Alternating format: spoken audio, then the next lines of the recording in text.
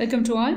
இன்றைக்கி நம்ம பார்க்கக்கூடியது ஃபஸ்ட் லெசனில் முழுமை பெறா பதிவேடுகளிலிருந்து கணக்குகள். இந்த லெசன்லேருந்து இந்த லாப நட்ட அறிக்கை இதுக்குண்டான படிவம் எப்படி இந்த சம் போடலாம் அப்படிங்கிறத பார்க்கலாம். ஏன்னா இது வந்து ஃபஸ்ட்டு 5 சம் வந்து உங்களுக்கு இந்த லாப நட்ட அறிக்கை இந்த படிவத்தை வச்சு தான் நீங்கள் யூஸ் பண்ணி தான் சம் போட போகிறீங்க. இதில் கண்டிப்பாக 2 மார்க் அல்லது 3 மார்க் கொஸ்டின் ஏதாவது ஒன்று கண்டிப்பாக வரும். அதே மாதிரி 1 வேர்டும் வரும். அதனால் உங்கள்கிட்ட வந்து ஒரு 4 அல்லது 3 மார்க் வந்து உங்கள் கையில் இருக்குது அப்படின்னு நீங்கள் நினச்சிக்கிட்டு இந்த சம்மை நீங்கள் பாருங்கள். ஏன்னா ரொம்ப ரொம்ப முக்கியமானது இந்த லெசனில் நீங்கள் போடக்கூடிய ஃபஸ்ட்டு சம் இது. அதனால் நீங்கள் பாருங்கள். சரியா? இப்போது முழுமை பெறா பதிவேடுகள் அப்படின்னா என்னது? முழுமை பெறா பதிவேடுகள்ங்கிறது சின்ன சின்ன வியாபாரம் பண்ணுறவங்களுக்கும் கூட்டாண்மைக்கும் பொருந்தும். இதில் வந்து கணக்குகளை வந்து நம்ம முழுமையாக பதிவு செய்கிறது கிடையாது. ரொக்க கணக்கையும் ஆள்சார் கணக்கையும் மட்டும்தான் இதில் நம்ம வந்து பதிவு செய்கிறோம். சின்ன சின்ன விவரங்கள் அந்த வியாபாரத்துக்கு எது தேவையோ அதை மட்டும் சின்ன சின்ன விவரங்கள் மட்டும் கிடைக்கிற பதிவேடுகள்லேருந்து நம்ம எடுத்து அதை யூஸ் பண்ணி நம்ம தயாரிக்கிறோம் அப்படின்னு சொல்லி நம்ம பார்த்தோம். அப்படி தானேப்பா? ஆனால் இப்போது அந்த தனியார் வணிகமாக இருந்தாலும் சரி, கூட்டாண்மை. இப்போ தனியார் வணிகம்னா என்னது? அவரே முதல் போடுவார். அவர் அதில் வரக்கூடிய லாபம் நஷ்டம் எல்லாத்தையும் அவரே பொறுப்பெடுத்துக்குருவார். அவருடைய நிறுவனத்தோட கடனுக்கு அந்த சொத்துக்களை விற்று கடன் அடைக்க முடியாத பட்சத்தில் அவரோட சொந்த சொத்தை விற்றாவது அவர் என்ன செய்யணும்? அந்த கடனை அடைக்கணும். இதுதான் தனியார் வணிகம் அப்படின்னு சொல்லி சொல்கிறார். எல்லாமே அவர் தான். அதான் தனியார் வணிகம் சொல்கிறோம். இது கூட்டாண்மை அப்படின்னு என்ன சொல்லுவோம்? 2 பேர் இல்லை அதுக்கு மேலே இருக்கக்கூடியவங்க சேர்ந்து ஒரு தொழில் நடத்துகிறாங்க. அந்த தொழிலை வந்து அந்த நிறுவனத்தை வந்து இவங்க வந்து பதிவு செய்யலாம், பதிவு செய்யாமல் இருந்திருக்கலாம். அந்த கூட்டாளிகளுடைய விருப்பத்தை பொறுத்தது, கட்டாயம் கிடையாது. இதுதான் தனியார் வணிகம்னா என்ன, கூட்டாண்மைனா என்ன.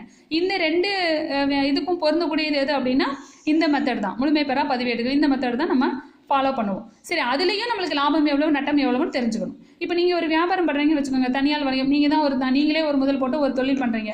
நீங்கள் லாஸ்ட்டில் என்ன நினைப்பீங்க? அந்த வருஷத்தோட எண்டில் உங்ககிட்ட எவ்வளவு முதல் இருக்குது அப்படின்னு பார்ப்பீங்க. அதுதான் என்னது? அவ்வாண்டின் இறுதி முதல். ஃபஸ்ட்டு அதை தானே பார்ப்பீங்க.